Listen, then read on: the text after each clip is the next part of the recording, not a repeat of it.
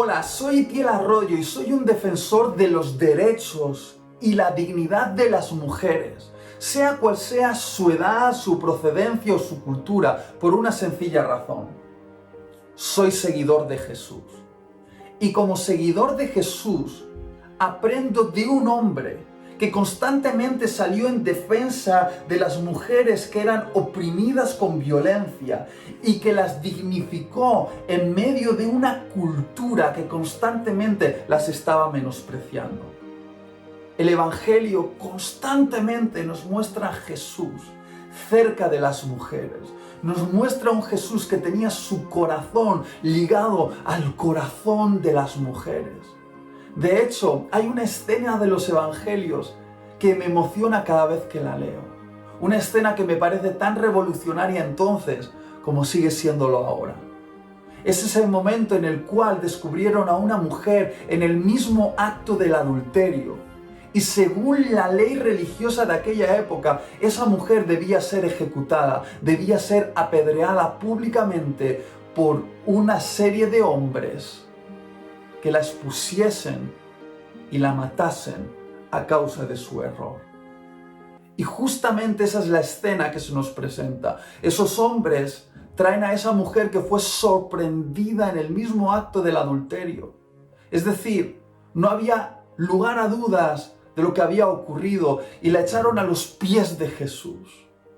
Puedo imaginarme esa escena. Una mujer totalmente avergonzada por lo sucedido, quizá semidesnuda porque no le dio tiempo a vestirle y quizá violentada, herida por los forcejeos de aquellos hombres que la trajeron hasta ahí. Ahí estaba, echada a los pies de Jesús, probablemente llorando.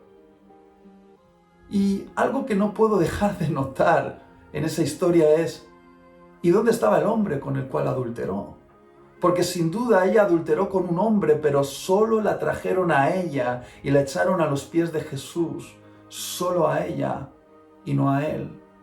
Una situación totalmente injusta, sin duda. Y hay algo tan impactante que hace Jesús. Podría decir muchas cosas que nos enseña ese momento, pero diré solo una. Jesús se interpuso entre aquellos hombres que estaban tomando piedras y se estaban preparando para ejecutarla públicamente en esa plaza. Y aquella mujer, semidesnuda, avergonzada y herida, que estaba a sus pies. Literalmente Jesús se puso entre ellos y ella y salió en su defensa, hasta que cada uno de esos hombres tiraron su piedra al suelo y se marcharon de aquel lugar. Y cuando Jesús se quedó a solas con esa mujer, Jesús se inclinó a tierra, la miró a los ojos, la levantó y con unas palabras de gracia la dignificó y la dio poder para vivir una vida de libertad. Ese es Jesús. Un Jesús que constantemente defendió a las mujeres y las dignificó en medio de una cultura que las menospreciaba. Por favor, entiende lo que voy a decir. Jesús nació en una cultura y en una época bien hostil para las mujeres. De hecho, los líderes religiosos de aquella época levantaban sus manos delante de Dios y oraban públicamente: Dios, gracias porque no me hiciste ni gentil ni mujer. ¿Te lo puedes imaginar? Una auténtica locura, y de repente Jesús aparece y dice que Él es un mensajero de Dios, que es Dios hecho hombre, y empieza a dar valor a la mujer, empieza a restaurar su posición en medio de la cultura con sus palabras y con sus hechos. Es como que Jesús estaba intentando hacer algo, estaba lanzando un mensaje, estaba diciendo: he venido aquí para la restauración de todas las cosas que se rompieron a causa del pecado, y entre esas cosas que se rompieron fue la dignidad de la mujer. ¡Wow! Jesús de una y otra manera estaba lanzando este mensaje. Por ejemplo, Jesús, Dios hecho hombre, vino a este mundo a través del vientre de una mujer. Siendo Dios, podría haber elegido otra manera para venir a este mundo, pero decidió hacerlo a través del vientre de una mujer llamada María. Los evangelios nos dicen que una de las primeras personas que identificó que ese bebé era el Mesías fue una profeta llamada Ana, que profetizó sobre Jesús antes que nadie. El primer milagro que hizo Jesús al convertir el agua en vino fue en obediencia a la petición de una mujer, su mamá, María. Jesús constantemente dignificó a las mujeres, hablando con ellas en público cuando un rabino tenía prohibido hablar con mujeres en público, dejando que las mujeres le tocasen e incluso que le ungiesen la cabeza o los pies con perfume, o incluyéndolas en sus enseñanzas y parábolas como buenos ejemplos. El Evangelio nos dice además que mujeres pudientes eran las que financiaban el ministerio de Jesús, y Jesús incluyó como discípulos a mujeres cuando en aquella época estaba prohibido que las mujeres aprendiesen a los pies de los rabinos. No podían ser discípulos.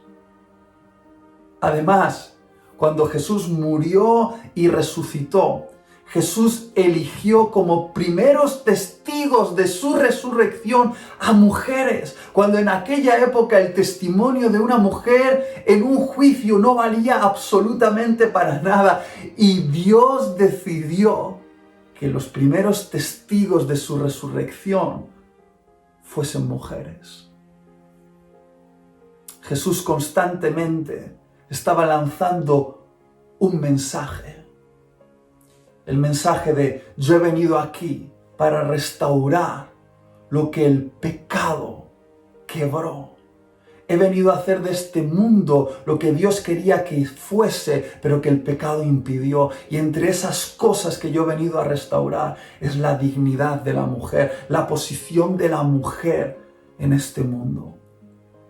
La Biblia comienza diciendo en Génesis capítulo 1 que Dios creó al hombre y a la mujer iguales en valor y les dio la tarea de juntos gobernar el planeta Tierra. Pero tristemente el hombre y la mujer decidieron rebelarse a Dios, y con esa rebelión vino el quiebre del ser humano y el quiebre de este mundo. Y el sueño de Dios se convirtió en una pesadilla que ha incluido el abuso, la violencia, la violación sobre las mujeres de generación en generación hasta el día de hoy.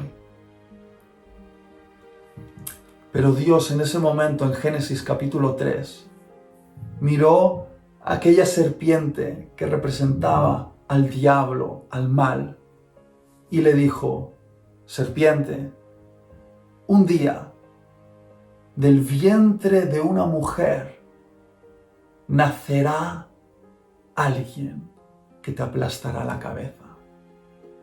Y en ese momento Dios estaba profetizando acerca del nacimiento de Jesús, que nacería de una mujer y le aplastaría la cabeza a la serpiente, aplastaría a las fuerzas del mal.